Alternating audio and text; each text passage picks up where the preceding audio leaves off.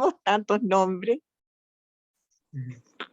eh, Que- entendido. Ya.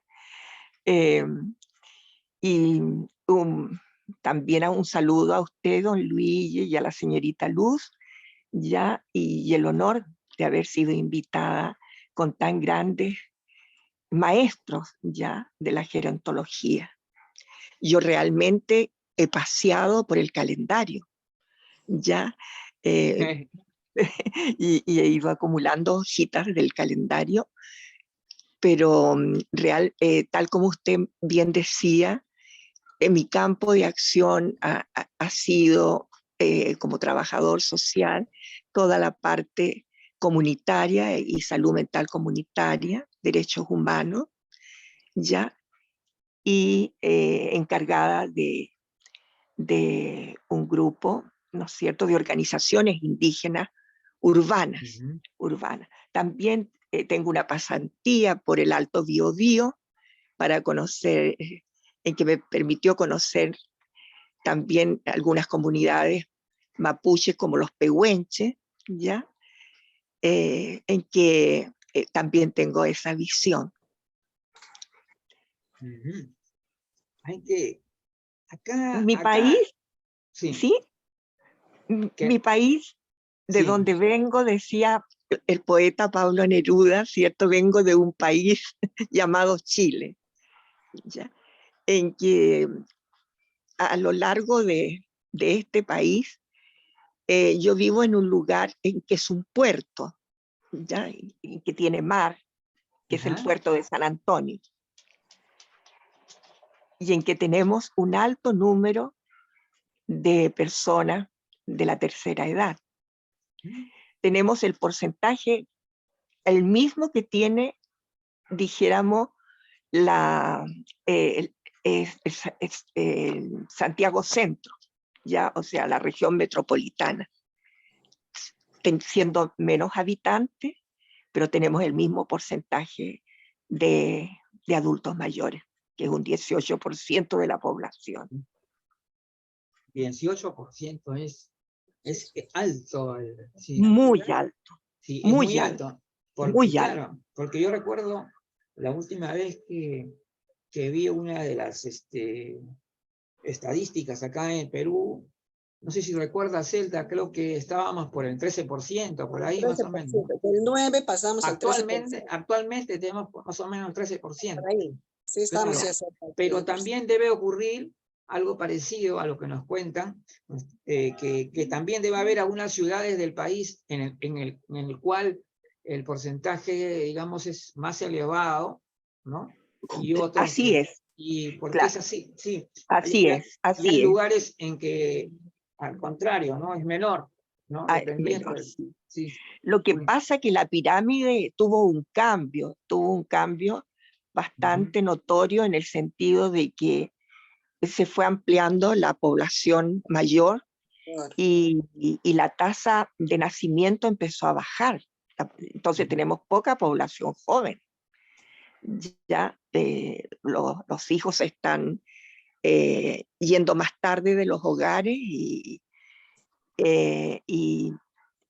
entonces y se han propuesto tener hijos, no más de un hijo, ya, entonces ha cambiado un poco. En mi recorrido, desde que yo empecé, por ejemplo, empecé como visitadora social, que le llamábamos a las trabajadoras sociales de aquellos tiempos, ¿ya? Nosotros trabajábamos con familias extendidas, después pasamos a ser asistentes sociales y ahora trabajadoras sociales. Bueno, ahora se trabaja con familias monoparentales, ujú. ya no existe la Sí, familia sí, extendida, sí, pues. en que estaban los ancianos, estaban integrados a la familia. Ya en esa época eran, eran familias, ¿no es cierto?, numerosas y cuyos ancianos también estaban dentro. Pero después hubo un quiebre, una fractura como sociedad y pasamos a familias monoparentales en que los viejos o ancianos dejaron de ser importantes, ya, y pasaron a lugares como que el cuidado, otros se encargaran del cuidado de ellos, porque se ve, se escucha, Sí, ¿sí? sí, Bueno, sí, escuchamos bien. ya, Sí. porque hubo también reducción en las viviendas, ¿ya? Ujú. Pasamos una época entonces en que se empezaron viviendas sociales de 33 metros cuadrados, en que el adulto mayor no cabía, ¿ya?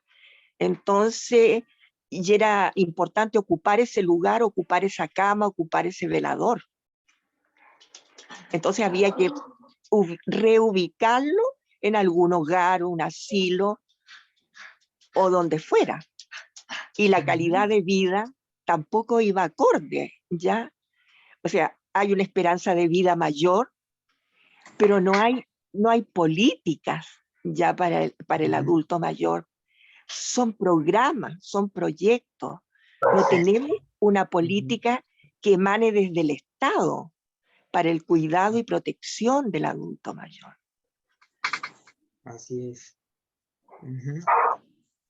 Justamente, bueno, antes de, ya está por aquí Luz Zaragoza, para que ¿Qué se tal? Buenas tardes, presente ¿cómo a está? nuestra Buenas amiga Edita tardes. Herrera, trabajadora social de Chile, que es muy importante realmente en su labor. Así que ella es nuestra invitada en el día de hoy, Luz. ¿Qué tal? Muy Bien. buenas tardes, bienvenidos a todos al programa. Veo Buenas que por ahí ya tardes, Luz. comentaron. El día de hoy Gracias. tenemos una invitada de lujo que espero que ahora sí, como decimos coloquialmente acá en México, le expriman todo el jugo porque ella tiene mucha experiencia, además de ser trabajadora social, tiene un posgrado en salud mental comunitaria y es encargada de los pueblos originarios urbanos de 7 comunas en la región metropolitana y tiene por ahí una trayectoria impresionante que nos va a aportar el día de hoy y justo de eso va a tratar la entrevista del día de hoy, ¿no? Poder conocerla y poder empaparnos de toda esta trayectoria que tiene. Ahora, sin más por el momento, para mí, como lo dije, es un gusto tenerte aquí. Ahora sí que tú preséntate a tu manera, platícanos un poquito de ti, sabemos que eres de Chile, pero platícanos. Sí, justamente ahorita ¿no? Nos estaba contando ya algo de lo que ocurre en Chile, pero creo que todavía, Exacto. pero no ha Sí, terminado todavía, así que sigan. ya, bueno, señorita Luz, bueno, me estaba presentando, yo primero nuevamente reitero mi agradecimiento por la invitación. Eh, No, ¿de qué? ya a Elda nos conocemos como amigas virtuales por Facebook. Y Ah, ella, muy bien. sí, y ella me ha invitado ya a este conversatorio. Y bueno, y de alguna manera estaba diciendo que yo, mi conocimiento mm, se basa en la gerontología, en la parte de mi recorrido de calendario, pues yo tengo 80 años. Entonces, y lo previo al trabajo con familia y en salud mental comunitaria, como muy bien lo ha dicho don Luis y usted también. Entonces, desde esa perspectiva, yo le comentaba que nuestro país, Chile, ha vivido algunos hitos históricos importantes sin entrar quizás en ideologías ni nada de aquello, ¿ya? Pero sí, yo le estaba comentando a don Luigi que nosotros hasta el año 72 tuvimos, dijéramos, una democracia, ya en que había libertad de expresión, en que era una sociedad ya con todas las carencias que pueden haber, sí, con campamentos, con carencias, etcétera, pero hasta el 72, dijéramos, teníamos familias extendidas. Y eso era súper, súper importante, y no solo en la zona rural, sino que en la zona urbana. Ya, entonces, nuestros ancianos, nuestros mayores, estaban dentro de la familia. Además, eran un ingreso económico porque tienen una pensión. Entonces, los acompañaba su nieto, su sobrino, alguien, el día de pago, ¿no es cierto?, a la caja, y él volvía con su platita y aportaba en el hogar.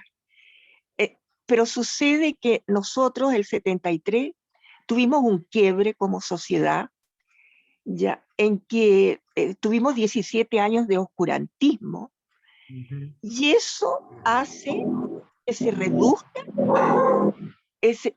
reduzcan las viviendas sociales, ya, se reducen porque se empieza a construir rápidamente, y son viviendas sociales de 33 metros cuadrados. Yo lo digo porque visité cada una de ellas, ¿ya? Y empieza dijéramos, un repoblamiento en lugares muy alejados de la urbe, por decirlo. La gente que vivía como en el barrio alto, cercano a sus trabajos, porque dijéramos, la familia, eh, eh, la madre era asesora de hogar de uno de esos hogares. El padre era el jardinero de uno de esos hogares. Entonces tenían cercanía de trabajo y tenían también su casa cercana, por supuesto, y sus hijos en colegios cercanos. Pero sucede que aquí hay una erradicación, una feroz erradicación que cambia este mapa ya, y se les lleva a lugares apartados, y aparece la cesantía, lo más mutilante para una sociedad y para el hombre, la mutilación, el quedar sin trabajo, porque era imposible para ellos salir de lugares en que no llegaban las micros, porque no habían arterias principales en que pudieran llegar para tomar micro, y las mujeres no podían salir a las 5 de la mañana para llegar en un recorrido de 2 horas para llegar, no sé, los que conocen Chile y Santiago, para llegar a Las Condes, a Vitacura, a Lo Barnechea. Entonces, se produjo esa fractura social muy, muy, muy fuerte en la familia. Nosotros los trabajadores sociales también pasamos a ser diezmados, ¿ya?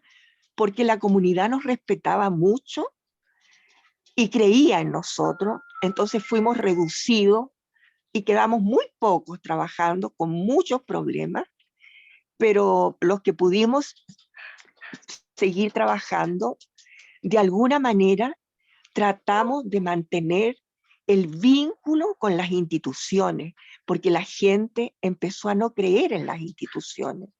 Se rompió el puente institucional. Entonces aparecen estos consultorios del Hogar de Cristo o de la Cruz Roja. Entonces la gente empieza a ir a esos consultorios y no va a los consultorios del Estado, ¿ya? Porque no se cree, porque se tiene miedo. Hay miedo que no vuelva el hijo, que no vuelva el esposo, que no vuelva la madre, que pasen muchas cosas. Entonces, ahí nos quedamos con una familia muy reducida, viviendo en viviendas muy reducidas, en que ellos, muchos decían, pero ¿cómo? ¡Qué inmundo! ¿Y qué tienen? ¡Qué inmundo!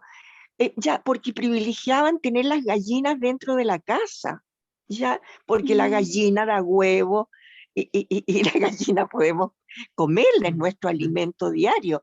Entonces se empezó a guardar también que el cerdito dentro de la casa, o algún animalito comestible, ya, conejo, etcétera. Entonces hay un cambio muy grande en nuestra sociedad, ya, que lo vivimos todos lo vivimos de una u otra manera.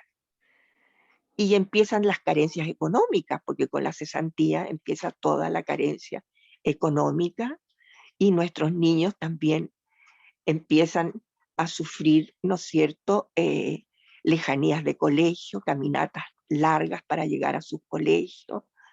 Empieza también, aparece gente que busca de alguna manera. Yo no me gusta hablar de delincuentes porque a mí no puedo decir este es delincuente, sino me consta que así fue.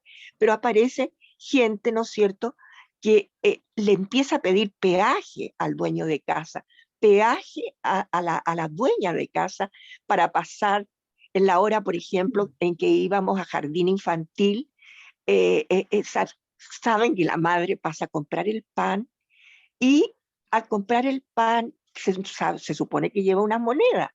Entonces aparecen estos jóvenes, ya o no tan jóvenes, a pedirle a esa madre que dé plata. Entonces usted para pasar por una calle empieza a tener que pagar un peaje. ¿Ya? Entonces van apareciendo muchas cosas negativas, ¿no es cierto? Sin ser pesimista, porque yo he tratado de no desmoronarme ni ser pesimista, pero empezaron a suceder todas esas cosas.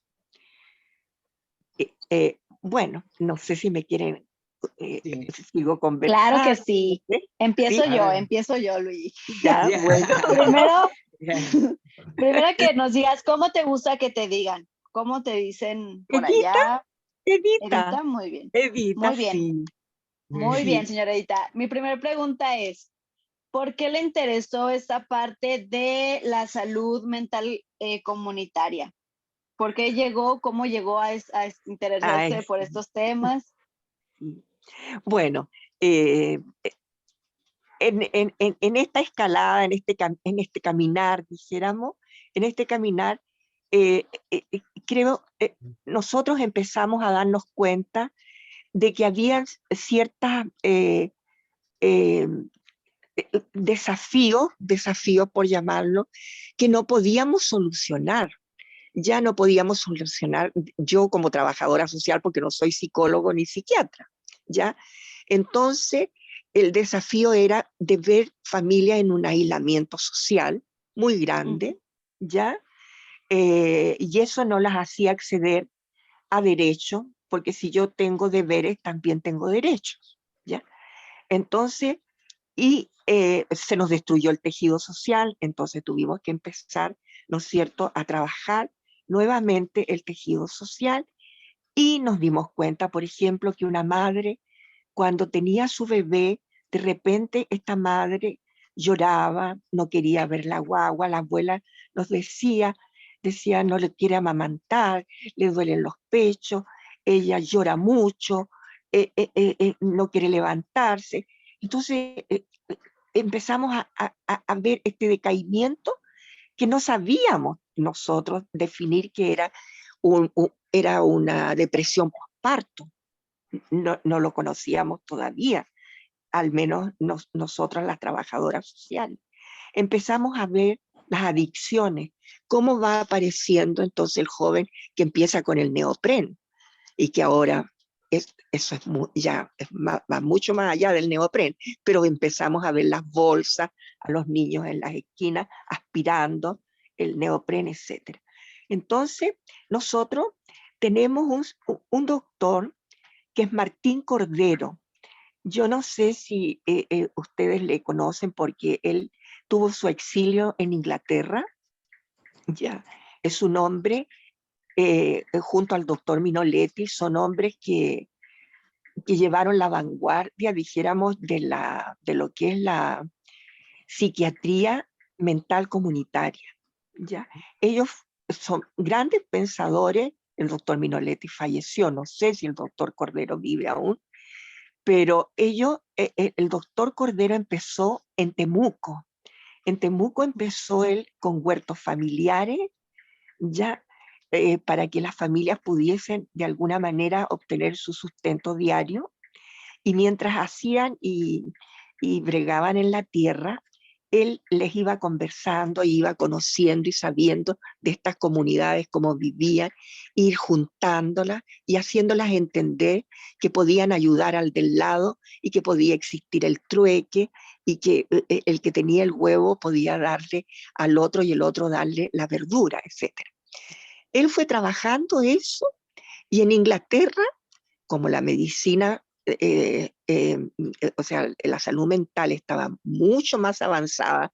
Nosotros todavía estábamos con las casas de Orate acá, ya estábamos con no sé cómo se le dirá ya, con los sanatorios, etc. Ya, Sí, el él manicomio, vuelve, él regresa con la idea de formar personas en salud mental comunitaria. ¿Ya? Y dice, O sea, se fue y regresó. claro, regresó él. Y dice, no necesariamente tienen que ser psicólogos, no necesariamente psiquiatras somos muy pocos. Entonces, ¿qué tenemos? Tenemos sociólogos, tenemos trabajadoras sociales y la gente cree en ellas. Todavía son un puente de unión. Entonces se empieza a trabajar, yo hago el posgrado con él, porque me interesa saber más de lo que yo no sé, que no fui formada para todo lo que es el tejido familiar, pero todo va evolucionando, entonces para trabajar en la barriada, para trabajar la comunidad, para enseñar el autocuidado, y nos damos cuenta que tenemos que trabajar la prevención, es ahí donde tenemos que invertir, ya, no ya en la enfermedad total, ya, porque es muy Exacto. poco, ya gastamos mucho en medicamentos, mucho en recursos humanos, etcétera. Es un desgaste para el profesional y un desgaste también para la comunidad. Entonces, yo hice el curso con él, ya soy una de las egresadas de mi posgrado con él, tuve mi práctica, yo la hice en zona rural, en el Alto Biobío, que es un lugar donde viven los pehuenches, que está al sur de Chile, a los pies del volcán Antuco, con nevazones, con todo el clima que usted puede imaginarse lo álgido que es en esos lugares. ¿Ya? Y bueno, y me largué a trabajar en comunidad y empecé con algo quizás que es muy simple, pero es muy trabajado. Hay que trabajarlo mucho, que es los grupos de autoayuda. ¿Ya? Con los grupos de autoayuda, que ya, bueno, tenemos en Canadá, teníamos teníamos en grupos centinelas, grupos de autoayuda. Entonces empezamos a armar la red de grupos de autoayuda, formando personas que tuvieran un interés en común, un dolor en común, un sufrimiento en común, pero que tuvieran la esperanza, que tuvieran todavía dentro de tu corazón ese pequeño espacio para la esperanza. Y con esas personas empezamos a urdir, como uno parte, bueno, para nosotros las mujeres, urdimos cuando partimos con un tejido, ¿no es cierto? Bueno, es lo mismo. Uno a uno ya fuimos contando los puntos y los fuimos uniendo y fuimos armando los grupos de autoayuda y formé yo una red de grupos de autoayuda que tenían vida propia, porque uno cree, los profesionales a veces creemos, o yo creí, ya, creemos que si nosotros la gente no se moviliza, estaban ahí, en los barrios, en la comunidad estaban, ellos en las organizaciones estaban los dirigentes sociales, esos antiguos dirigentes sociales, esas mujeres que trabajan, y no con una mirada paternalista, sino que con libertad, para expresarse, para enseñarle a la otra cómo hacer, cómo tejer, cómo preparar un dulce, una torta, ¿ya? Cada una con conocimiento maravilloso. Entonces uno cree, oh, tengo que hacer esto por esta gente. No, no, es trabajar con ellos, no para ellos, es trabajar con ellos. Eso. Y así fuimos formando esta red intercomunal de grupos de autoayuda que iban muy variados, ya de patología dual, es que estaba presente la psiquiatría con la adicción, ya Muy tenemos interesante. ya y también de grupos con adicciones, sus madres. Es maravilloso, hay madres mientras esperaban a sus hijos, mientras estaban en los talleres, las madres tejían. Yo tengo un mantel como de 5 metros que la Le madre hicieron. lo tejió mientras esperaba a su hijo. Nosotros lo mostrábamos en todas las exposiciones. Y yo cuando jubilé, ella me lo llevó de regalo, porque ella, mientras su hijo estaba en el taller, ella lo esperaba afuera para que no pasara por aquella plaza donde le iban a invitar a fumar un pucho de marihuana. Entonces ella, esa madre, prefería esperar a su hijo. Y mientras lo esperaba, tejía. Y así ella fue haciendo así como este chal de la Penélope, más o menos. Ya ella fue tejiendo ese mantel. Y bueno, y eso nos dio mucho resultado porque la comunidad empieza a prevenir, a cuidarse. Ella reconoce mejor que nosotros, los profesionales, los lugares de alto riesgo. Ellos son capaces de hacer un mapa. Diagnósticos están cansados de los diagnósticos. Ellos quieren ya el actuar, como muy bien don Luis, yo lo escuché. Ya quieren acción. Ellos quieren trabajar, trabajan en sus comunidades, en sus barriadas. Ya, tenemos que creer en la gente, en ellos. No, no todo es tan malo, no todo es tan malo.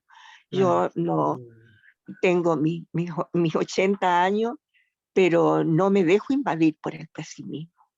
Qué bien. Justo eso es algo elemental que todos deberíamos de saber. Señora Claro que Edith, sí, adelante claro que Luigi. Yo sí. sé que ya tienes ahí Sí, las grandes preguntas sí. para hacerle. Sí, bueno, bueno, en realidad, bueno, ha habido grandes cambios a nivel de la sociedad. Por ejemplo, hoy en día en nuestros países, de hecho, en Latinoamérica, es muy similar la realidad en muchos casos, ¿no? Por ejemplo, personas que vivían en el campo, ¿no? Masivamente pasaron a las ciudades. Entonces, ha habido también cambios en la estructura familiar. Las familias se han vuelto más pequeñas, o sea, ya no quieren tener más hijos y tienen apenas un hijo o máximo dos, y entonces ya no hay esa familia grande, o sea, se ha creado una realidad social muy distinta, pero hay un tema con respecto específicamente a las personas mayores de hoy. Obviamente no podemos generalizar porque es demasiado diverso y complejo el asunto, porque primeramente estamos hablando de personas mayores, por ejemplo, de zonas que son, por ejemplo, de la selva, otros que están de la zona altoandina, que son realidades completamente diferentes, pero aún así se percibe a nivel global un crecimiento de la persona mayor, ¿no? O sea, del grupo, de lo que se dice de personas mayores, hay un crecimiento en lo que se refiere a que ahora hay más participación en la sociedad, o sea, hay más, tienen una tendencia más asociativa, ¿no? Ha crecido la asociatividad. Eso es lo que me gustaría ¿qué cosa me podría comentar respecto a eso? ¿Ha crecido esa asociatividad en la persona mayor? Y porque hay algo muy interesante que dijo bien claro también, era con respecto a que hay que trabajar con las personas mayores, ¿no es cierto? Con las personas mayores, y no decir que yo voy a enseñarles a ellos lo que tienen que hacer o lo que ellos tienen que hacer, ¿no es cierto? Sino más bien conocerlos, conocer sus aspiraciones, lo que ellos desean, hacia dónde quieren avanzar y entenderlo con eso. ¿Cuál es la opinión que tiene ella? Y Sí. sí, es muy importante lo que usted menciona. Ujú, Eh, eh, es, eh, yo creo que ahí todavía tenemos una falencia, ¿ya? ujú, Porque, bueno, nosotros tuvimos un estallido social, ujú. también en esta historia que estamos recorriendo, y bueno, y el COVID que nos azotó a todos, ¿no? A todos Sí. los países. Bueno, y sucede que vemos, bueno, todas las asociaciones y las organizaciones que salen, a pedir o levantan la voz por sus derechos. Ujú, Pero fíjese usted que nosotros, los mayores, las personas mayores, no estamos en asociaciones para exigir nuestros derechos. ujú, Estamos con problemas de pensiones, ¿ya? ujú. Pero ¿quién sale por nuestras pensiones levanta la voz? Más bien es la familia, es el nieto, la hija o el hijo, y nosotros, y a veces algunas personas mayores, pero eso nos hace falta a nosotros, los mayores, los que todavía tenemos una calidad de vida, porque hay muchos postrados, semipostrados, etcétera, Ujú, ya, y muchos murieron, ¿no es cierto?, con el COVID-19 fue ujú. un alto porcentaje de personas mayores, y no tenemos no nos hemos asociado, no nos hemos fortalecido. Yo creo, yo de mi humilde opinión, creo que nos cansamos, los tan mayores que estamos en este momento, porque dimos una lucha muy larga durante esos 17 años, ¿ya? No fue fácil, no fue fácil. Entonces, los viejos que quedamos, entre ellos, Ujú, yo también me cuento, ¿ya? Eh, y quedamos con una ala rota, ¿ya? Una alita rota.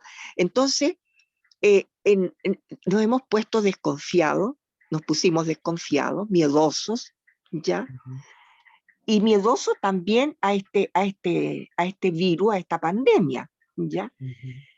Y no se ha logrado formar algo que es fortalecido como una asociatividad, como muy bien dice usted, de personas mayores.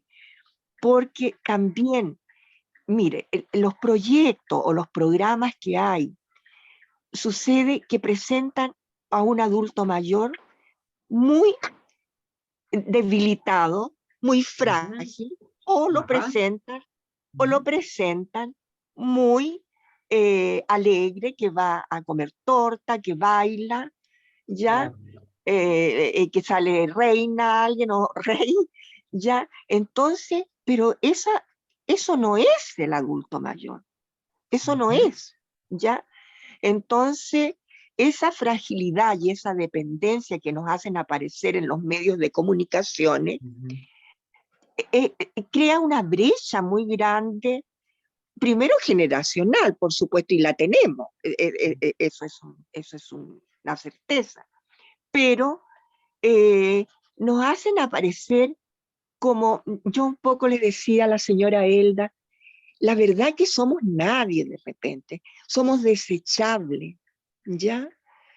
Eh, en- en- tenemos que trabajar, pero trabajar en hacer, bueno, lo que no tenemos es el respaldo del Estado en una política de Estado, ¿ya? Pero tenemos que trabajar para aquello porque vamos a tener en el 2050 una cantidad, 2050 una cantidad enorme de masa de adulto mayor.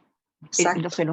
Se nos ha prolongado la vida de 80 años a 110. Las aseguradoras dicen que vamos a vivir hasta los 110 años, pero ¿y la calidad de vida cómo va a ser? ¿Ya? Ajá. Porque no hay Exacto. programas Claro. dentro de los consultorios para el adulto mayor.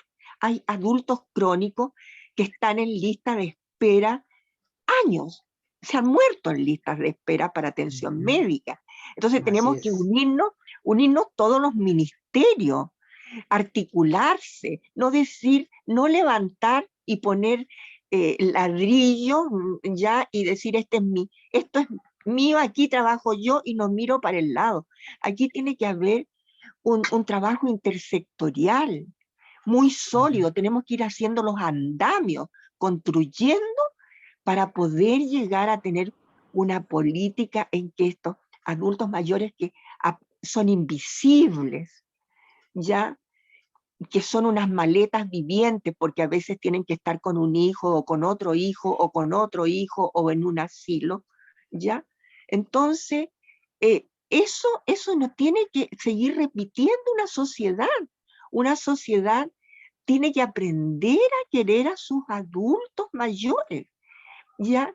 Tiene que aprender a respetarlo. Nosotros también tenemos la tarea de hacernos respetar, de hacer un aprendizaje y querer mucho más a los jóvenes, ya ayudar con nuestra experiencia, estar, ¿no es cierto?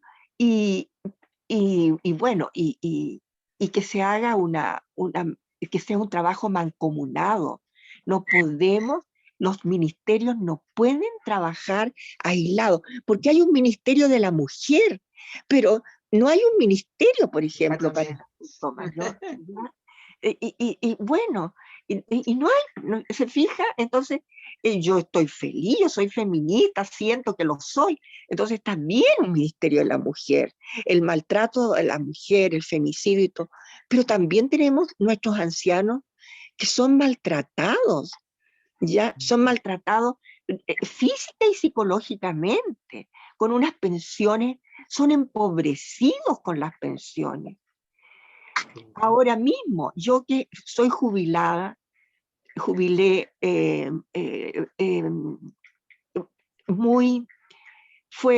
fue dura mi jubilación porque mi esposo tuvo un accidente vascular, entonces se juntaron dos duelos.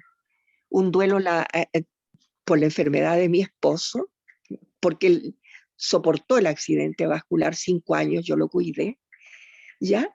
Pero también hay un duelo laboral y nadie se preocupa. Yo veo que dicen, hoy día despedimos a tales y tales funcionarias, pero ¿quién las preparó?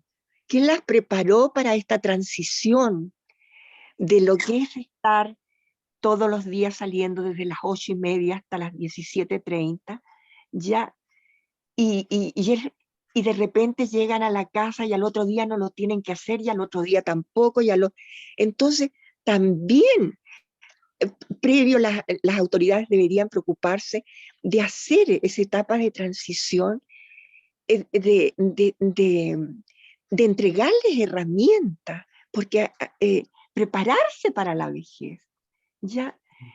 Yo creo que no tuve mucho tiempo para prepararme. El diablo vendiendo cruces, dicen en mi Chile. Pero sí aprendí a cuidar a mi esposo, aprendí a alimentarlo por sonda, pasé a cuidadora, ¿ya? Pero,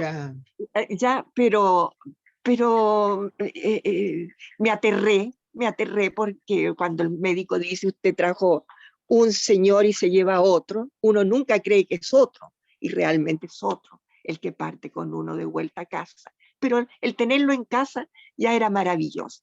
Entonces también al adulto mayor hay que cuidarlo. Los afectos son muy importantes. Ya, es un empobrecimiento económico, social y de afecto. Entonces eso no puede ser, no puede, la sociedad no puede permitir eso con todo lo que se le ha entregado al país, con tanto cariño, al Estado. Ya. Entonces, creo que merecemos no trato especial, no, porque los niños también todos tenemos trato especial, un trato como debe ser. Y nosotros también tenemos que ganarlo, nosotros también tenemos que dar las gracias, ser adultos dignos, mantener nuestra dignidad, también ser justos y compartir nuestras experiencias y tener nuestra libertad. Una libertad de que yo no dependa de mi pastillero. Yo no quiero que mi pastillero me mande a mí. Yo quiero tomarme mi remedio a mi hora y como me dijo el médico, ¿ya? Porque Dios, bueno, yo creo que cognitivamente Dios me ha ayudado en la parte de mantenerme bien. No sé qué vendrá después, pero no me da miedo, porque va a haber otros que lo van a hacer mejor. Me toca a Luis. Me toca a mí. Y yo quiero preguntarle acerca de los tejidos familiares que platicaba ahorita. ¿Qué tan Ya. complejo era trabajar en un tejido familiar donde se identificaba violencia en las personas mayores? ¿Cómo se trabajaba en esa cuestión? Ya. Bueno, la violencia, hablábamos, ¿no es cierto?, que hay varios tipos de violencia. Ya, la física es externa, ya uno puede verlo. Yo, por ejemplo, a mí me decían, se cayó de la escalera, ya, y por eso está todo amoratado. Entonces, visita domiciliaria, y resulta que la casa era de un piso. Entonces, ¿cómo se cayó? ¿Ya? Lo mismo, ¿de dónde se cayó? ¿Ya? Estos golpes, entonces, bueno, ahí hay una violencia física y por supuesto se remite al médico y se pide la hora. Y yo hacía acompañamiento asistido, ¿ya? Acompañamiento asistido porque yo creo en la gente, creo mucho en gente. Yo aprendí mucho de gente, de pobladora, de gente humilde, aprendí. Pero también a veces necesitaba creer el doble. Entonces hacía el acompañamiento asistido. Y ahí entonces el médico comprobaba que tenía una fractura de costilla, que había un maltrato, ¿ya? Entonces, eso es, dijéramos, en lo físico. Entonces, nosotros trasladábamos si necesitaba hospitalización, hospitalizarse, y si no, una ubicación en un hogar. Pero no es ir a tirar eso. Yo trabajé en la Universidad SEC y en la Universidad de las Américas. Bueno, yo les decía a mis futuros colegas, ya tenía un curso de segundo año, yo les decía, no se trata de ir a dejar, a depositar, ya a tirar, ya, sino que hay que ir a visitar. Yo recuerdo que muchos comentábamos a veces, no he ido a ver a don Jerónimo, ¿cómo estará? Voy a verlo. Yo tengo una anécdota con un hogar en que cuando llego me encuentro con un sacerdote que era ciego con los seminaristas y llevo a un señor para dejarlo ahí porque vivía en un gallinero. Ya no tenía familia y esta familia de buena voluntad le prestó, le dejó un ladito del gallinero para que él pusiera un jergón y ahí pernoctara. Bueno, entonces como comprobé que no tenía familia, lo llevé aquí, me hablaron de ese hogar, me dijeron que era un sacerdote. Cuando llegué, antes de contarle el caso, él me hace hincarme y rezar para que pudiéramos dar las gracias, ya porque él tenía una vacante en ese momento, y dar gracias a Dios, y yo me hinqué y recé con él. Dejé a mi señora ahí y me vine contenta, ya tranquila, que iba a dormir abrigadito, etc. Bueno, A los 15 días lo fui a ver y no lo encuentro en el dormitorio donde me habían mostrado que él iba a quedar. Entonces pido hablar y me dicen que justo está el médico, que lo habían trasladado a otro dormitorio y no podía ver. Entonces fui al mes. Voy al mes y logro entrar y me lo encuentro en un galpón, pero con planchas fonolas, no sé qué, un galpón casi abierto, en pésimas condiciones, pésimas. Y ya había sucedido cosas súper lamentables en que lo habían a él de alguna manera abusado. Entonces, ¿sabe usted que yo lo saqué, pero inmediatamente yo dije, si me lo tengo que llevar para la casa, me lo llevo, porque esto no puede ser? Y a los pocos días sale en el diario, este señor no era sacerdote, estos jóvenes seminaristas no eran seminaristas, no era ciego. Entonces, nosotros no podemos ocupar los hogares como depositarios. Si dejamos a alguien que ha sido maltratado en un hogar, tenemos que tener, tenemos esa herramienta, la visita domiciliaria. Y bueno, y dentro, como me preguntaba la señorita Luz, dentro del maltrato que puede haber, también a los maltratadores, nosotros también le teníamos abierta una puerta, primero individual, una terapia individual, y después grupal, porque el maltratador a veces no corta la cadena, sigue el círculo del maltrato. Entonces también no lo podemos condenar, ¿ya? Tenemos también que saberlos rescatar, porque de repente las mismas carencias y lo mismo que él ha recibido o ella ha recibido, lo devuelve en alguno de sus hijos o en su padre o en su madre. Entonces también trabajábamos con un equipo multidisciplinario, por lo que me preguntaba la señorita Luz. Excelente, muchas gracias, señora Edita. Adelante, Luigi. Sí, bueno, hay un tema importante que tiene que ver con el empoderamiento de la persona mayor, ¿no? Hoy día se habla mucho del empoderamiento. Pero la vez pasada tuvimos justamente un conversatorio sobre el tema de empoderamiento y poder, porque hemos hecho la distinción claramente, porque lo que es empoderamiento es aquello que a uno le ayudan, o sea, a uno le proveen herramientas, conocimientos, ¿no es cierto?, para que pueda desarrollarse. Pero por otro lado, el poder es ya cuando la persona ya se puede decir que ha introyectado, ya tiene ese conocimiento, esa capacidad ya para poder ser totalmente autónomo, ¿no? O sea, entonces, lo que estaba pensando yo es hasta qué punto está llegando ya la tecnología, por ejemplo, como factor de empoderamiento.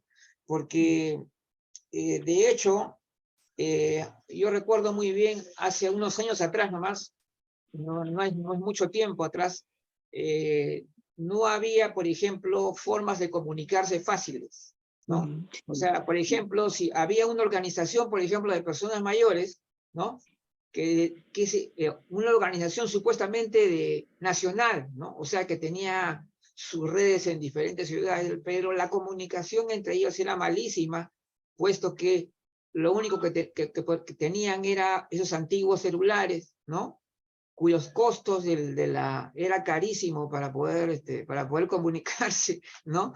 Entonces, ahora más bien la tecnología, hay algo curioso con el tema también de la pandemia, ¿no? Porque si bien es cierto, la pandemia trajo desgracia, pero también, por otro lado, acercó a la persona mayor a la tecnología, ¿no? Y de la cual parece que ya no se desprende.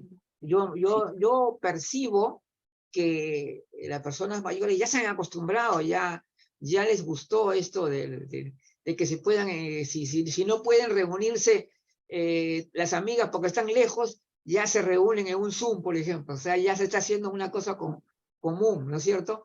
Ahora, el punto es, otra cosa sería también de que en los pueblos, lamentablemente, sí hay un problema, ¿no? Que en las ciudades tienen internet, tienen todas las facilidades del mundo, ¿no? Las ciudades en general, pero a veces también hay los pueblos, ¿no? Sí. Los pueblos que están muy apartados y tienen problemas para comunicarse justamente porque no les llega todavía del todo bien la tecnología. Y si le llega mal. ¿Cuál sería su comentario con respecto a estos temas relacionados con la tecnología, el empoderamiento de las personas mayores? Bueno, usted muy bien lo dice, que con el COVID muchos ancianos se despidieron a través de las tablets o de los celulares de sus seres queridos, porque no podían ser visitados, ¿no es cierto? Murieron en soledad. Pero los equipos de salud se preocuparon de estas tristes despedidas o por último de comunicarse con los que ellos querían en ese minuto. Bueno, tal como también dice usted, en la metrópoli, sí, la conectividad, ok, súper bien. Y están los pueblos alejados en que la conectividad sigue siendo lamentablemente muy falente, ya, muy Claro. falente. Totalmente. Fíjese usted que en el norte nuestro, que un poco donde ya limitamos con Bolivia y estamos muy cercanos a ustedes, ya hay una profesora llegaba a caballo y les dejaba las tareas a los niños colgados de un árbol, ya para al otro día pasar, porque no había Zoom, no había, los niños no podían ir al colegio, pero tenían que avanzar a través del internet, ¿no es cierto?, online, qué sé yo, pero sus alumnos no podían. Ya a mí me impresionó mucho esto de ella, les dejaba las tareas colgadas ahí, después los niños hacían sus tareas y le dejaban y ella pasaba a caballo a retirar. Entonces, tal como dice usted, en los pueblos, en la ruralidad, seguimos con muy poca conectividad. Y eso también nos hace ser analfabetos digitales, ¿ya? Además, los que tenemos acceso tenemos el problema de que no usamos una tecnología que no la alcanzamos a ver en etapas previas y cuesta, hay una brecha digital, ¿ya? Y lo otro también que va pasando, que esta brecha digital se hace más profunda, fíjese, porque usted cuando logra tener acceso a- a- a- a- al teléfono, al celular, para comunicarse, por un ejemplo, con un banco, le dice marque 1 a un adulto mayor, marque el 3, lo vamos a pasar el 5, ya el 8 no le corresponde, tiene que llamar de nuevo. Entonces no hay para los adultos mayores un teléfono operativo rápido entonces, ¿qué hace el adulto mayor? Dice, no vengan a los bancos, usen tarjetas, hacen filas de más, las cajas de compensaciones que no aprenden a usar, pero es que les sale de repente esto de marque el 1, marque el 2, marque el 3, pida su hora al consultorio por teléfono. Entonces, tampoco el sistema está preparado para un adulto mayor. ¿Ya? Es súper complejo eso.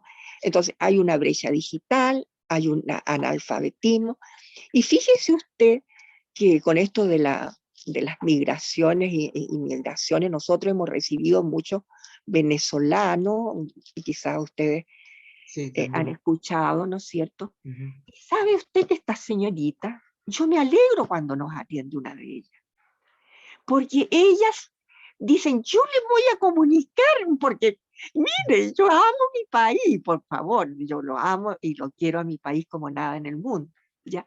Pero ellas dicen, a ver, espere un poquito, ya le vamos a comunicar, y hasta que ellas solucionan el problema y con amabilidad, pero de repente nos encontramos con una señorita que no ha amanecido bien ese día, ¿no es cierto? Por Ujú, alguna también. razón, Sí. y dice, no le corresponde, y después que uno ha estado media hora tratando de comunicar, Ay, ¿ya? ujú. Yo creo que esa brecha digital hay que trabajarla, porque muchos recursos y beneficios que han habido para el adulto mayor se han perdido porque no han sabido sacar la clave única en el registro civil, porque no han sabido cómo postular a un subsidio, etcétera, etcétera, porque las páginas están, salen online, salen en triple tanto, pero es muy, muy difícil. Nada es fácil para el adulto mayor, nada, nada en esta, ni siquiera sus calles, ni siquiera las calles son para llevar una silla de ruedas. Sí, No, no hemos hasta preparado, eso no nos también. hemos preparado para Ajá. aquello. Sí, pues. Sí, sí, Sí, sí, ni siquiera eso. muy bien. Ahora, A trabajar en Excelente. aquello, a trabajar en aquello nomás. Sí, la verdad es que eso que comenta, señora Edith, es muy importante, la cuestión de los bancos y cómo es el trato, ¿no? Porque muchas Sí, veces dan por hecho que ya saben, hace poquito me pasó acá en mi país, yo fui a arreglar unas cuestiones de una cuenta que yo tengo por ahí y justo veía esto en la atención a las personas mayores, que ni siquiera solo les dicen, ¿sabes qué? Porque las personas mayores iban a solicitar un estado de cuenta. Entonces les decían que lo tenían que descargar una aplicación o solicitarla por correo electrónico y la persona mayor le decía, pero es que yo no tengo un correo electrónico. Y el asesor le decía, pero es que se lo van a enviar y ahí lo va a descargar. Y el señor ni siquiera, o sea, no conocía esos términos y ni siquiera sabía qué era descargar. ujú. Y no se daban a la tarea de alfabetizar en esta cuestión que es de tecnología y simplemente lo dan por hecho que todos ya tienen que aprender estos procesos y demás. Y la verdad, aquí en México, no sé, pues en sus países, pero aquí en México hay muchas personas mayores que tienen estas cuentas y no tienen la Dificultades. accesibilidad Sí, a yo un también. celular o de pronto a descargar una aplicación y hacer todos estos procesos del banco, ¿no? Entonces, Ujú. sí, creo que hace falta un compromiso por parte de de los bancos y de estos lugares que brindan ciertos servicios de tener esta facilidad de accesibilidad a brindar información correcta. No quiere decir que las personas mayores no puedan tener acceso a estas tecnologías, pero sí que se les dé esta capacitación, ¿sí? Porque al final del día es algo nuevo para todos, pero hay personas que ni incluso todavía no tienen ni un teléfono, ¿no? Entonces, sí, eso es algo que deben de considerarlo, ¿no? Incluso sí. desde la atención a personas que tienen un poquito más de dependencia de alguien más, que tengan un poquito más de paciencia porque sí tienden a ser muy intransigentes en algunas cuestiones de atención, ¿no? Sí. Y pues yo Y me eso, gustaría mire, agradecer. no, Sí, lo que le iba, muy cortito, le iba a comentar adelante. que además de aquello que usted muy bien ha dicho, ¿sabe usted que hay unas ventanillas chiquititas en los bancos y no Sí, entienden nos que los escucha. adultos mayores son sordos? Entonces el adulto mayor se inclina y mete la oreja por ese espacio, ¿ya? Para escuchar a la señorita o al señor que está. Entonces, nada está preparado como para Exacto. Ah, tiene que ser. eso es una realidad. Bueno, no sé, creo, quiero solo decirle, Efectivamente, pues yo me gustaría agradecerle que se haya dado el tiempo de estar el día de hoy aquí con nosotros, que nos haya compartido de Estamos su muy mucha agradecidos. experiencia. La verdad, a mí me gustaría invitarla próximamente a un evento de la Red Internacional 2 para que Claro, nos brinde algún tema en particular sobre Bueno, claro, le vamos a su invitar de todas experiencia y maneras. demás. Y bueno, pues muchas gracias por permitirnos conocerla a usted y espero Sí, que sigamos en contacto para mayores eventos dentro de la central. claro que muchas sí. gracias, me honran Sí, ustedes, les sí, agradezco a don Luigi, a usted, sí. señorita Luz, a la señora Elda, que algún día espero conocerla en persona, que es una Claro que sí. bellísima persona, No, sí. ¿ya?